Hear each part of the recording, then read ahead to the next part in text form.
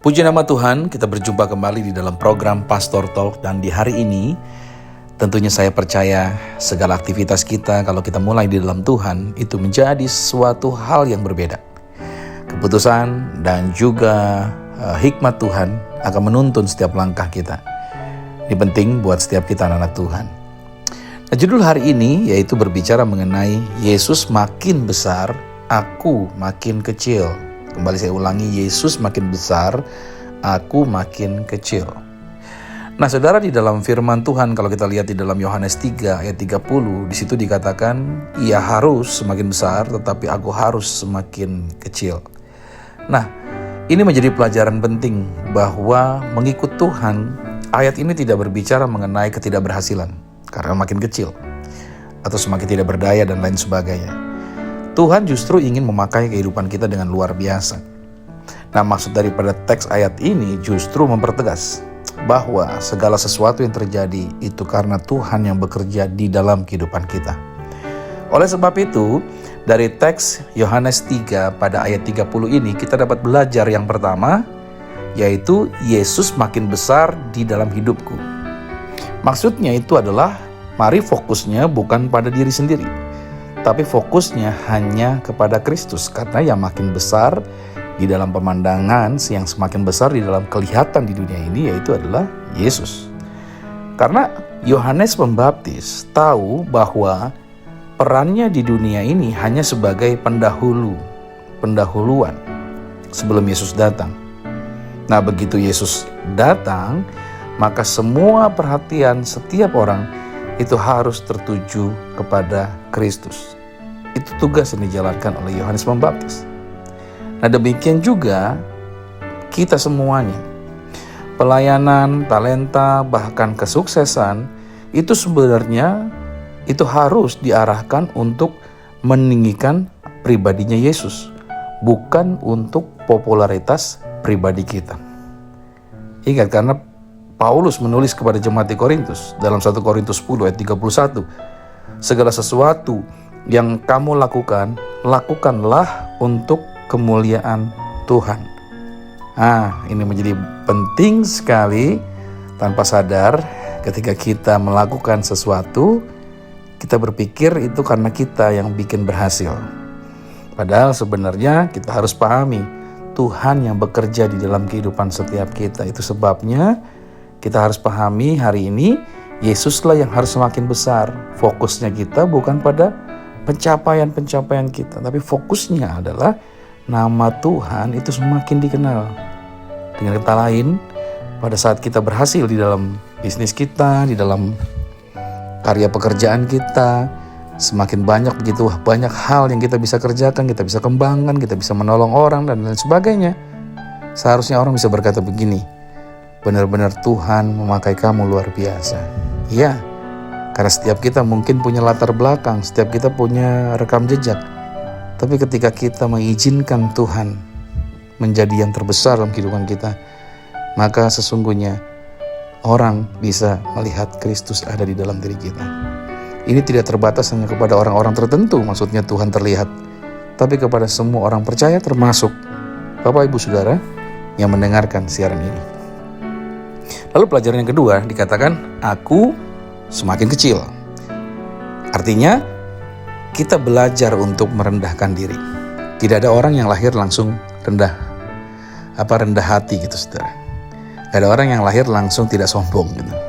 Semua itu adalah by process. Semua itu adalah sebuah bagian di mana kita bekerja sama. Untuk apa? Belajar merendahkan diri kita.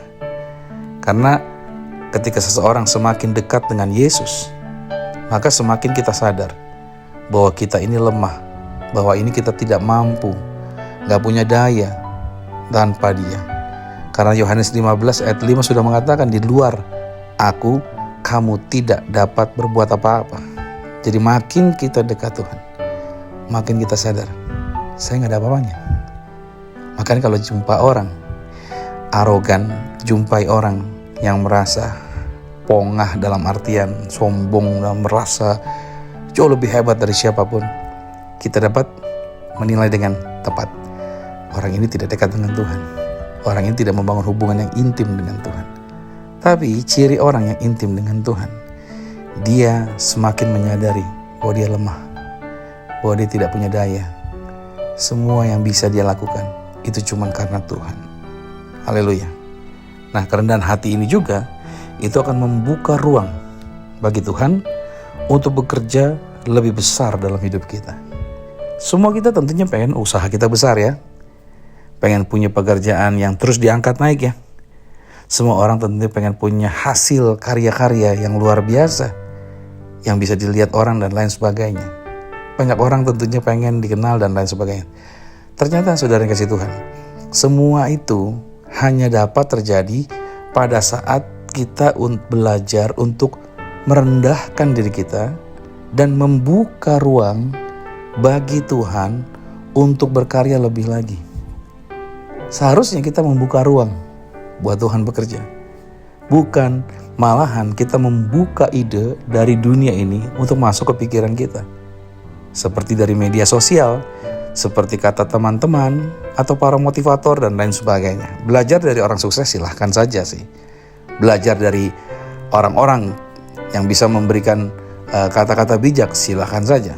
Tapi di atas segala sesuatunya kita harus mengizinkan Roh Tuhan yang bekerja di dalam kehidupan kita untuk dia bisa berkarya lebih banyak lagi dan membawa kita ke level-level selanjutnya. Karena kalau kita berpikir tidak pernah mau belajar merendahkan hati kita, gak pernah mau belajar untuk mengakui keberhasilan orang, gak pernah mau belajar untuk tetap tenang, mengikuti arahan Tuhan. Karena Yakobus pasal 4 ayat 6 berkata Allah menentang orang yang congkak. Tetapi justru orang-orang yang buka ruang buat Tuhan dikatakan, tetapi Tuhan mengasihani orang yang rendah hati. Jadi kunci besar adalah kerendahan. Berarti the way to up is down. Ya kan? You start small but you think big. Semua itu dimulai dari hal yang sederhana.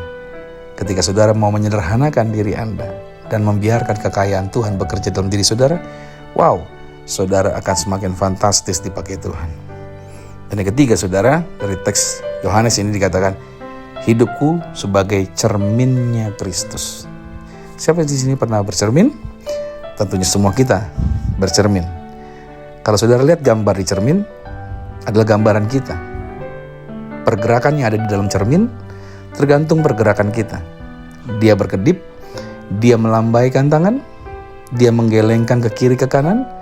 Itu semuanya adalah refleksi dari kita yang menggerakkan, baru cermin akan mengikuti apa yang kita lakukan. Nah saudara, hidup kita sebagai cermin Kristus itu berarti kita menjadi saksinya Tuhan yang setia.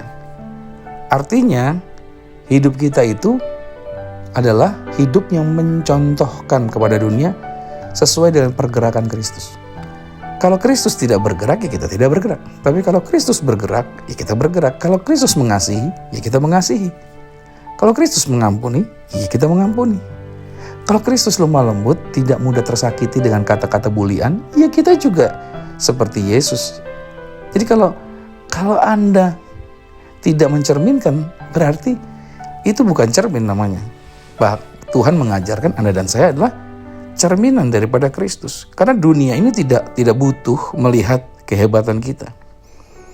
Seharusnya dunia justru melihat Yesus yang hidup di dalam kita. Ada refleksi, orang bisa melihat Yesus dalam kehidupan kita. Karena orang dunia sana kan bagaimana mungkin dia bisa pegang Alkitab. Tapi kitalah yang dikatakan sebagai suratan Alkitab yang terbuka. Orang lihat kita, orang lihat Yesus. Orang dengerin kita, orang dengerin Yesus. Ya kan? Orang jalan sama kita, orang berarti jalan bersama dengan Yesus. Nah, tugas kita adalah menjadi refleksi kasihnya Tuhan, menjadi refleksi kuasanya Tuhan, dan menjadi refleksi dari kebenarannya Tuhan. Itu sebabnya Galatia 2 ayat 20 Paulus berkata, namun aku hidup, tetapi bukan lagi aku sendiri yang hidup, melainkan Kristus yang hidup di dalam aku. Hidupku bukannya aku lagi. Nah ini penting sekali. Itu sebabnya Bapak Ibu Saudara dikasih Tuhan, hari ini kita belajar bahwa kerohanian yang dewasa itu ditandai dengan semakin Yesus ditinggikan dan semakin ego kita ditundukkan. Nah, semakin kecil aku, maka semakin besar Dia yang nyata melalui kehidupan setiap kita. Saya berdoa saudara, sepanjang hari ini Anda belajar untuk memberikan ruang yang lebih besar kepada Yesus. Ingat, bukan kuat, bukan gagah, bukan hebatnya kita, tapi Kristus yang ada di dalam kita. Mari jadi refleksinya Tuhan, agar orang bisa melihat Kristus yang hidup di dalam kehidupan setiap kita, dalam setiap perkataan, perbuatan, dan setiap pikiran kita. Selamat beraktivitas dan Tuhan Yesus Kristus memberkati. Shalom.